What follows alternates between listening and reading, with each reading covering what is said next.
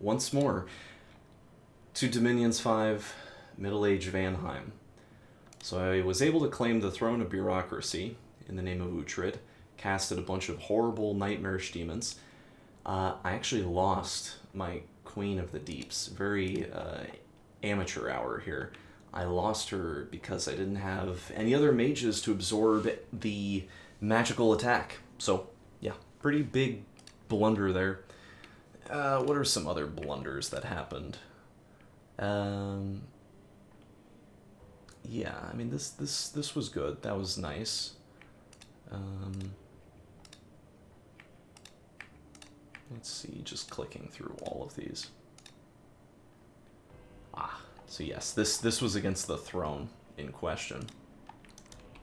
Oh, sorry, no, this was the fortress just the river over. For the other province, yeah, this guy. In the Packwoods. Thankfully, and to the doom of the rest of the world, Marignon didn't have anything in this fortress, and I was able to dispel the wrath of God. And with that dispelled, there really is nothing at all. Like, what if I do an army setup? I have 861 total siege strength, so I was right. I was just able to get it.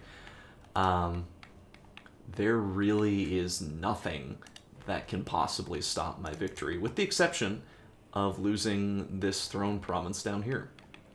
As you can see, Naba is quickly, hastily pouring over the sea to attack me with a... Oh, I just deleted the UI. With that, like, giant doom stack. 82 Jan guards. No way that I can possibly deal with that at all. Just no chance whatsoever.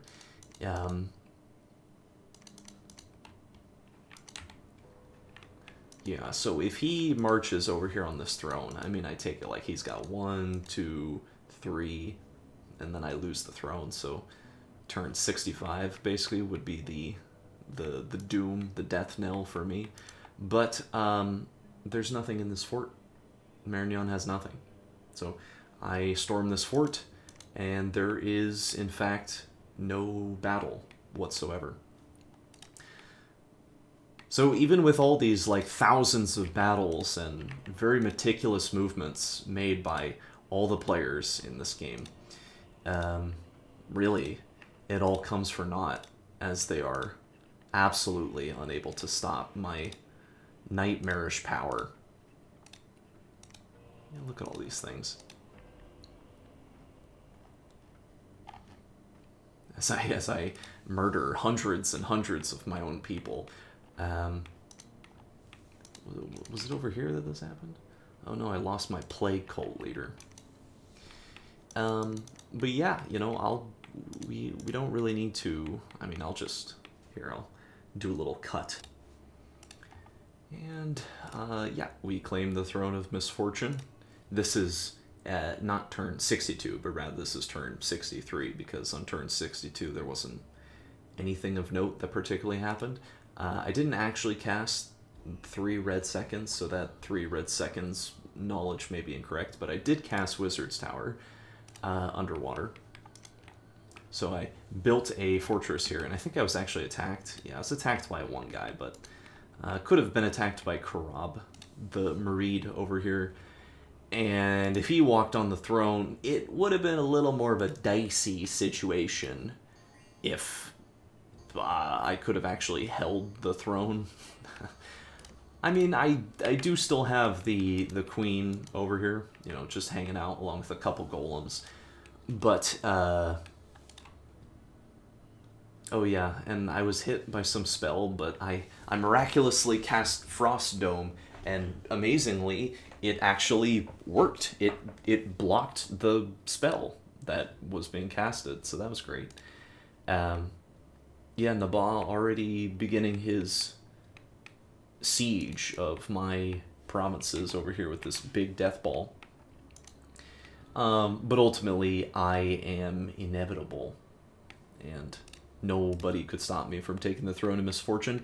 Definitely, largely contributed to that fact. In the fourth quarter was Marignon's complete just like brain dead mode turned on or something. I think I had like a humiliating defeat over here to Zabalba or something. Yeah, this was pretty terrible. Where was it? Was it over here? Lost to Vampire Lord. Definitely lost a lot of stuff to Zabalba. Yeah, I mean, this war was not ending anytime soon, believe it or not. But where was it? I couldn't find it because it actually happened on the last turn. But basically, I tried to attack him with my elemental royalty, and he just owned me with life for life and leech, I think, which is the exact perfect response to a player doing what I did, where you just have big single entity monsters that have no protection whatsoever from those types of insta-kill spells, and I got punished for it. But thankfully it doesn't matter. I am the Panto Man. Everyone has been defeated. Oh, did Abyssi actually go AI? Yeah, he did. Not that I blame him. He lost his capital to Nabah. This is the world at the conclusion of the game. Even though Agartha did break his NAP with me, he didn't... I don't think he actually did anything. No, he didn't... Couldn't... He was mobilizing, I think, a little too slow. I believe, reflecting on the diplomacy at the time, Nabah was very interested in galvanizing all the other players to attack me as soon as possible. Which is definitely very smart. This is my research at the end of the game, too. I didn't even have everything filled out. I know for a fact that Nabah had every single tree of magic in the entire game finished. And in fact, let's just look at the score graphs, because that's fun when the game ends. So these are the provinces. You can see, here's me at the top. There's Nabah, second place for sure. And Marignan, you know, he was doing good. Who's this? Zabalba. Yeah, that makes sense. So, yeah, I mean, you can clearly tell that at a point in the game, pretty much before Mictlan died, it was very competitive for all four of us, for sure. But once Mictlan died, I think I got a pretty massive spike in power. But provinces aren't just the whole story. Yeah, I mean, you can see, like, forts-wise, maybe went a little too hard on the forting. My income was always the highest in the whole game. With the exception, I guess, for like one turn where Nabah had a little more money than I did, but yeah, basically I was rolling in wealth the whole game. Marignan, too, actually had a lot of money. That huge, like, spike down was during a big solar eclipse where everyone lost a huge portion of their money. I was very concerned about it at the time. I was like, oh my god, I'm losing the game now. I didn't realize it affected every single person equally. Like, an equal percentage of wealth was lost. So it actually hit me way more than it did, like, Phlegra. It didn't really impact him at all. Looking at gem income, though, I think this is really the tail of the tape, so to speak. You know, if there's any one thing that sort of defines, from a strategic, big overview point, why I won the game, it's because I had the most gem income. And it's not even close. It's not like, oh, I had a little more gem income. No, this is from casting Earthblood Deepwell, and then the Fire Gem Gen producer, whatever. And then, you know, consistently site searching all the time, as everyone was doing, but, you know, I mean, it's like, it really, it's like Nabah had good gem income, as did Zabalba. Even with Mother Oak, you can see Mother Oak cast there at the very, kind of like around here, this little bit. Even with Mother Oak, it wasn't actually that big of a jump. You know, he only was making more gems than me for a very small portion of time. But that's why gem generating spells are so powerful, because they can make the difference between first place and second place, really. in terms of gem income, and whoever has more gems is the person who's going to be able to build more items, use more powerful spells, use more powerful characters. So if you've got that, that's how you win. Um, and, if the only thing this doesn't really account for is blood slave income, and I would imagine my blood slave income is not as good as Zabalba's or Naba's was. But I think collectively mine was probably still better overall. But I do think that they had better blood slaves than I did. And yeah, here in terms of research, you can see Nabad just completely styling on everybody. My research was not good. Even with winning the game, it's still it was like marginally better than Zabalba's and Marignon's was. The other players were like, yeah, no chance with that. And Dominion, whatever. It's fun. And yeah, actually, in terms of army size, this was interesting to me, and this is definitely how you can tell that Nabaa had way more blood income. Is he had a bigger army, which is really shocking. I mean, I was pretty consistently fighting a big war the last 10 turns of the game, but my income was better than his too. So you would think like, oh, I must be able to afford a bigger army. I mean, he also can field human troops. Well, I can field human troops too. Yeah, it would have to be. It has to be blood income. Or just like Nabal wasn't getting the battles that Nabal was taking were just way more safe, decisive. Perhaps I should say he wasn't losing troops to perhaps foolish battles like I was.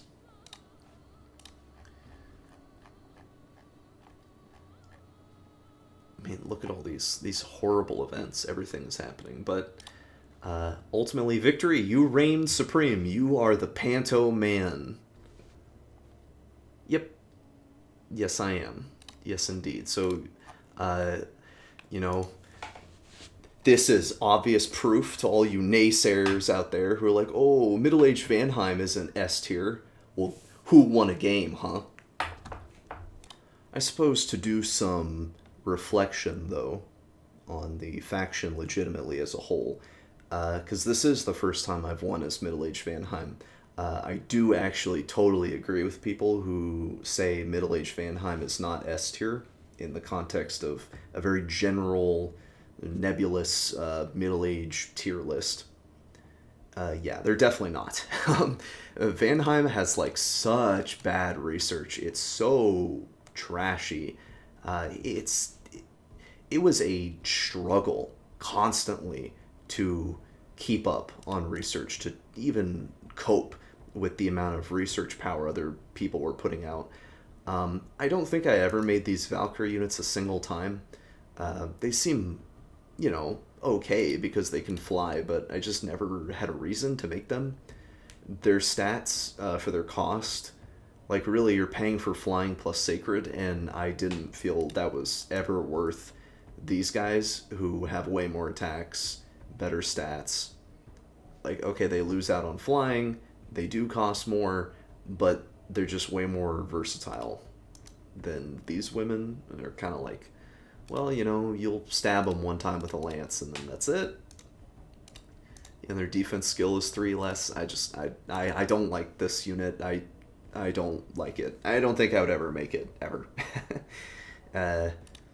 But, I mean, I guess it's a flying troop that you have when you want. Yeah, the human troops are okay. I think this guy is shit. Like, really bad. Unless you've got some... Like, unless you're at this point in the game, when you can give plus 15 protection with Marble Warriors, it's just a never produce. And you have no nature for Bark Skin. And it's like, how are you even casting Marble Warriors with this guy? With your, like, cap-only, slow-to-recruit dwarf that you have in battle? No, I think this is, like, a never-ever versus this guy. Who's just, he can kill way harder than this guy can. I don't know. Maybe there's some use. I think the Great Sword shit weapon, too. These human troops are fine. They did what they need to do. I never made a Fabor once. That was instrumental in my victory. Please take notes on that. Do not ever make this unit. Yeah, it gives you 50 supply bonus. Not worth it. Anything else about Vanheim? I mean, I made a tremendous number of mistakes that are all cataloged and uploaded onto the internet for permanent viewing whenever someone wants. So you're free to reflect on the videos and see for yourself what you think I did wrong. But I think in general, everyone in this game, by and large, played pretty good. I mean, considering it was an open skill lobby and that anybody could have joined. The only thing that was kind of lame was that Marignon didn't really put up a fight. Marignon was just like AFK, dead at the keyboard, and just let me win the game, basically.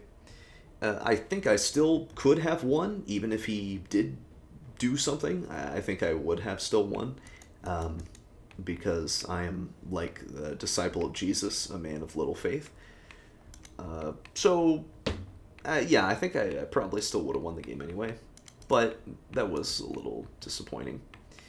But other than that, I mean, I believe this was the first time that Abyssia and Pythium and Agartha, and even the Marignon player, both of them, had ever played an online game of Dominions 5. And I mean, Marignon did, he killed Ind. And I know the Ind player has played multiplayer games before. He's not like a pushover, a beginner or something. So, there's something to be said for that. And it's not like I don't think I would have actually won a grindy war against Nabah. I think he probably would have just killed me if I didn't have all the thrones already positioned like I did. And I could just swoop in and snatch this guy and secure a win. Flagra definitely played really well. Like, I mean, considering he was basically on the back foot the whole game, the fact that he was fighting Marignon for like 40 turns or something, and he still retained all this land is pretty impressive. But, I could also say the same thing about Van Roos, who is even smaller, even more irrelevant than Flagra was, who tied up Zabalba for maybe like 30 turns or something, and he just kept going. I mean, here he is still trying to take Jotunheim from Zabalba. If nothing else, that level of dedication from those players is something to be commended. So I thank them for their time, for participating in this game. And lastly, I'll thank you, the viewer, for sticking with me to the very end of this game. It took a long time to play. It took like 5 months or something to finish in real time. 64 turns with some pretty big extensions, and the turns became every 48 hours towards the end. So yeah, it was not a quick game. Thanks for watching.